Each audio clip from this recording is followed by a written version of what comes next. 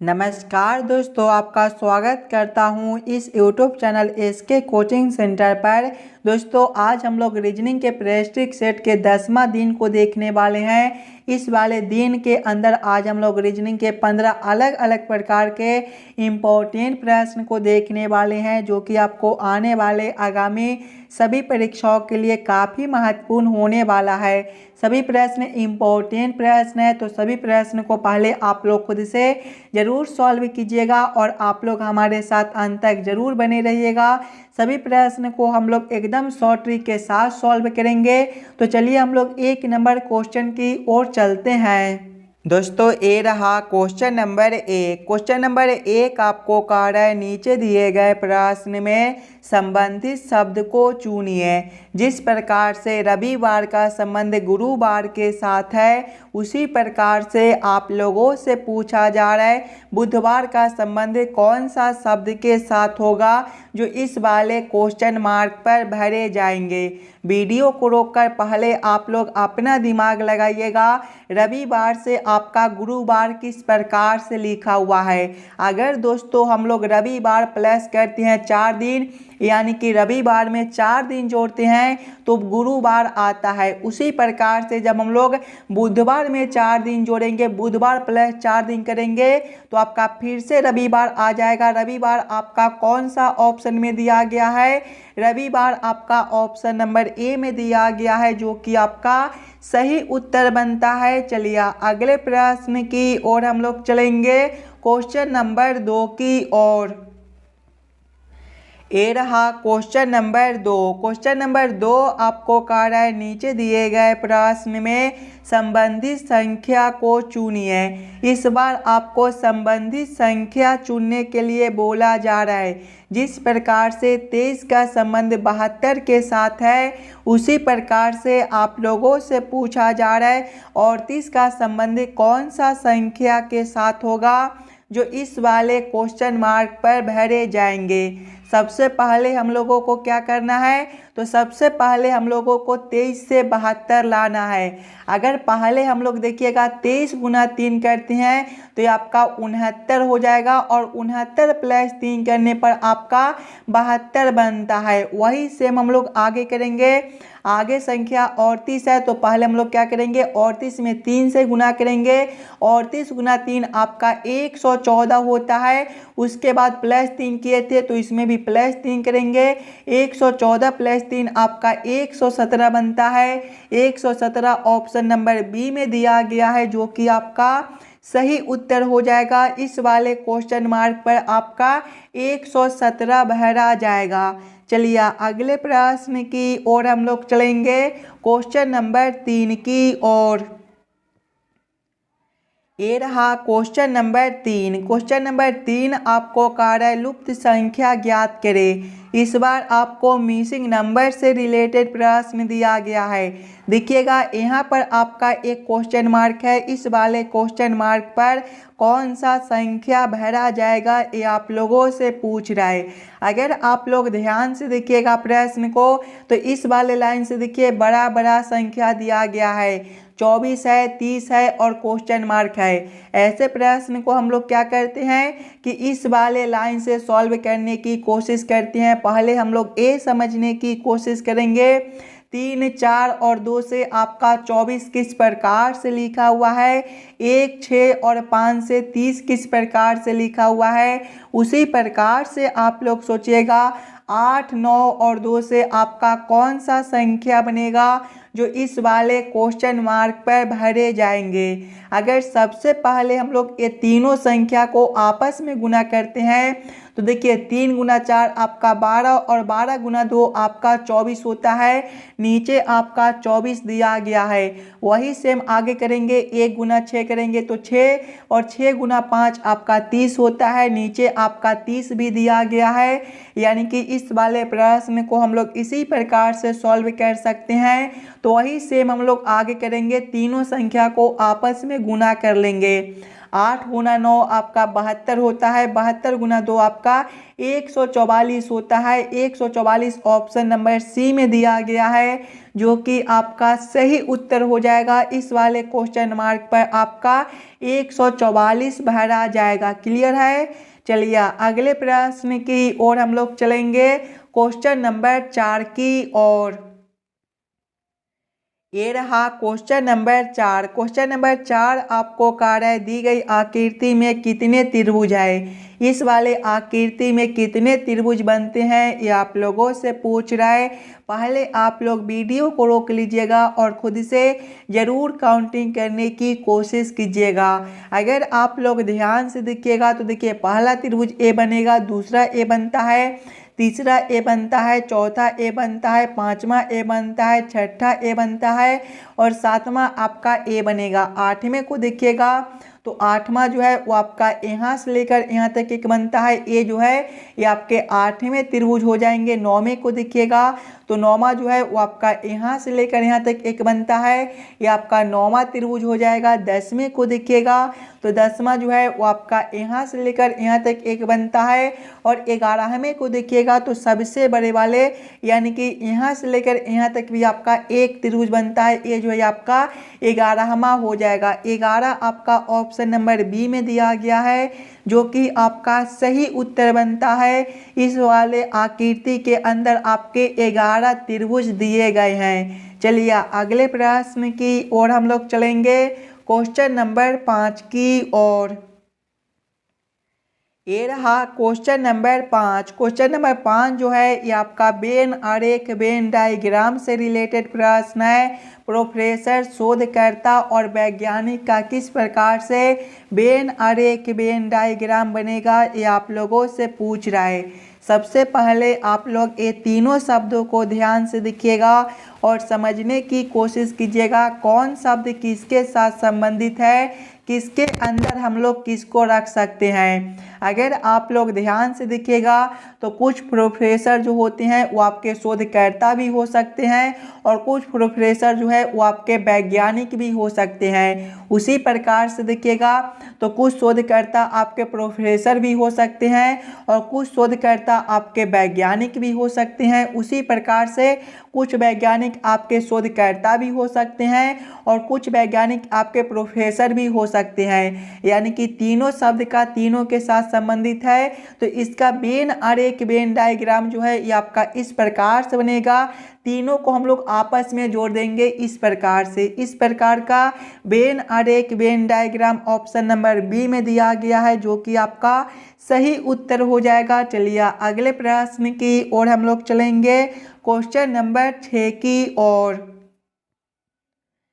ये रहा question number 6। Question number 6 आपको कह रहा है नीचे दिए गए श्रृंखला को पूरा करें। यहाँ पर एक श्रृंखला सीरीज दिया हुआ है और यहाँ पर एक क्वेश्चन मार्क है। इस वाले क्वेश्चन मार्क पर आपका कौन सा संख्या भरा जाएगा ये आप लोगों से पूछ रहा है। सबसे पहले आप लोग इस वाले श्रृंखला सीरीज को ध्यान से देखिएगा और समझने की कोशिश कीजिएगा आपका किस प्रकार का श्रृंखला दिया हुआ है, इसको हम लोग कैसे जल्द से जल्द सॉल्व कर सकते हैं। ध्यान से देखिएगा तो 152 के आगे 164 है, यहाँ पर आपका +12 का अंतर बनता है।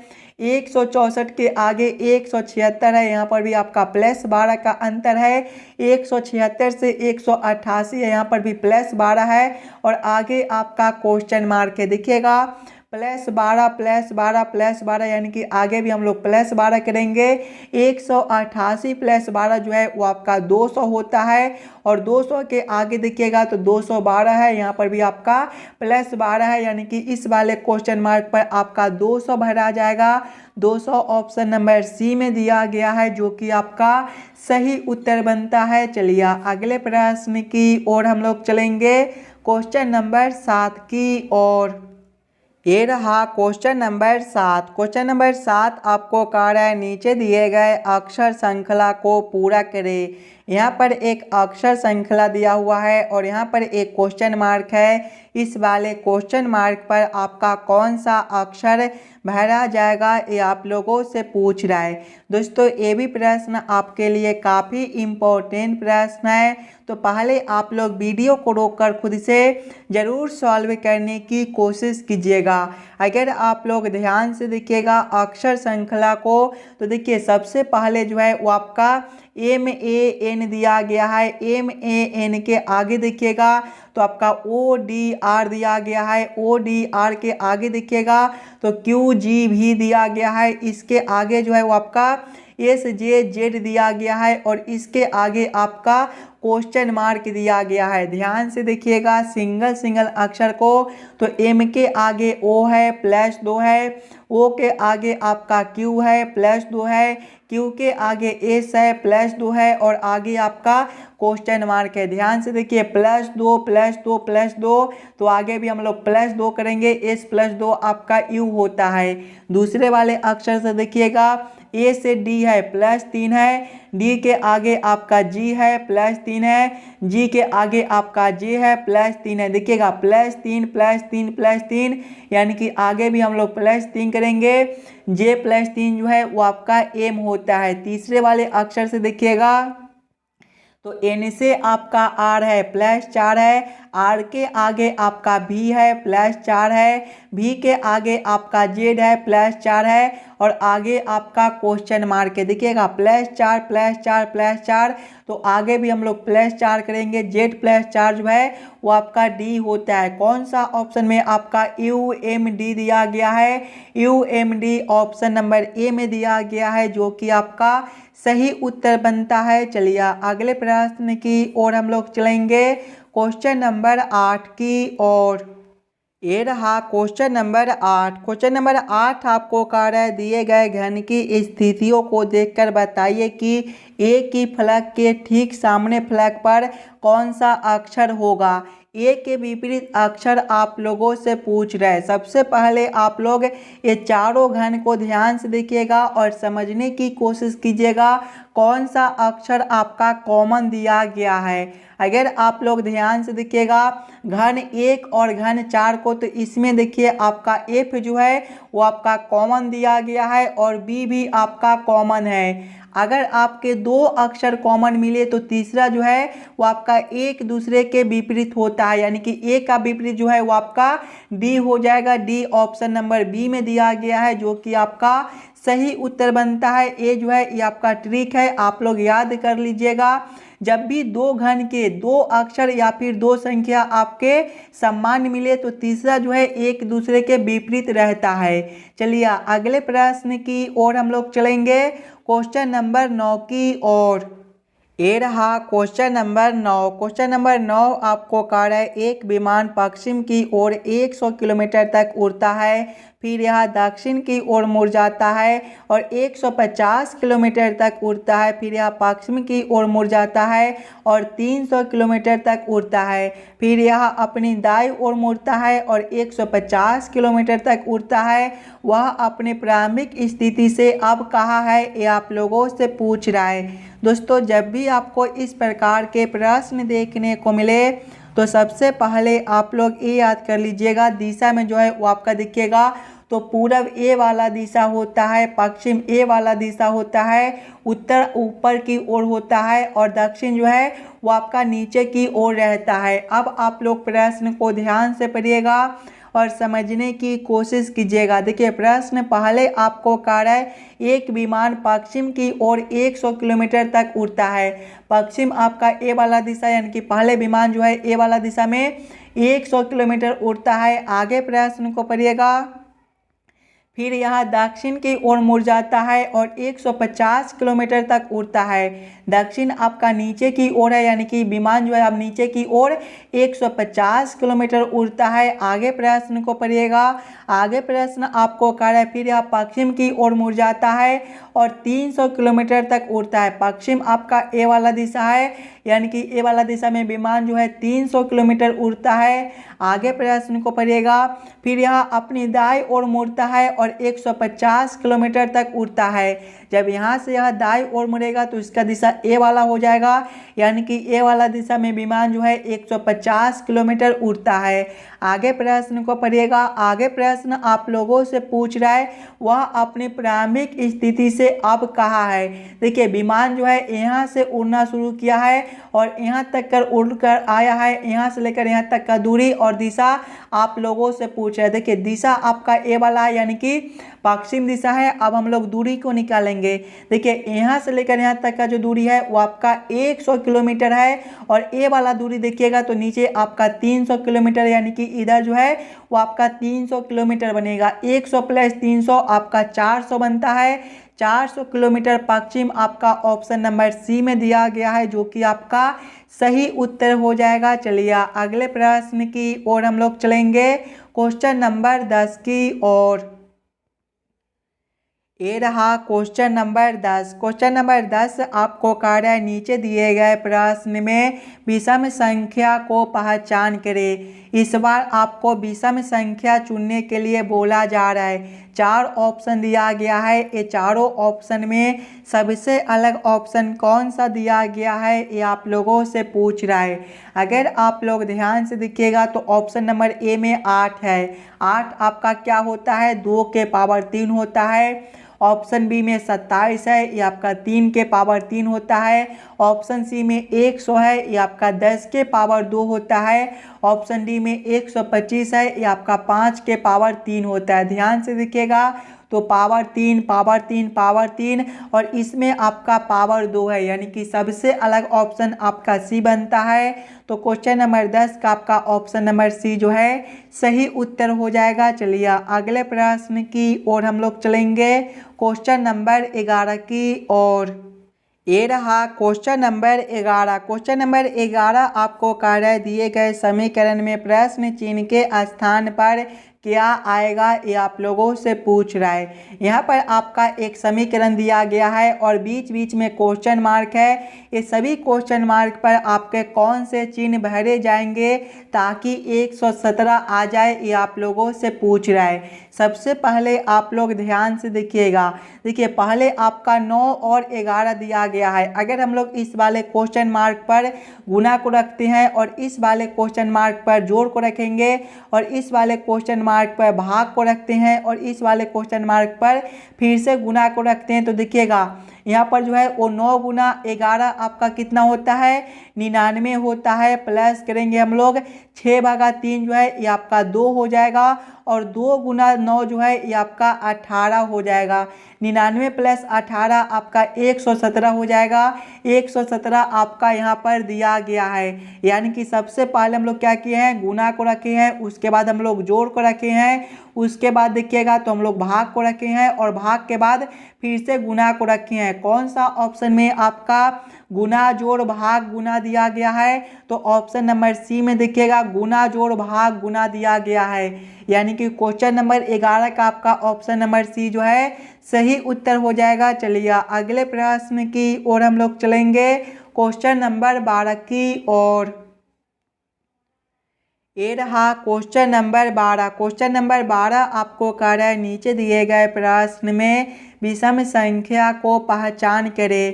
दोस्तों फिर से आपको विषम संख्या चुनने के लिए बोला जा रहा है। यहाँ पर 4 ऑप्शन दिया गया है। ये चारों ऑप्शन में सबसे अलग ऑप्शन कौन सा दिया गया है ये आप लोगों से पूछ रहा है। एकदम आसान सा प्रश्न है, ध्यान से देखिएगा। ऑप्शन ए में आपका 169 है, ये आपका 13 का स्क्वायर बनता है। 421 ये आपका किसी भी संख्या का स्क्वायर नहीं दिया गया है। ऑप्शन सी में 529 है, ये आपका 23 का स्क्वायर बनता है। ऑप्शन डी में 289 है, ये आपका 17 का स्क्वायर बनता है।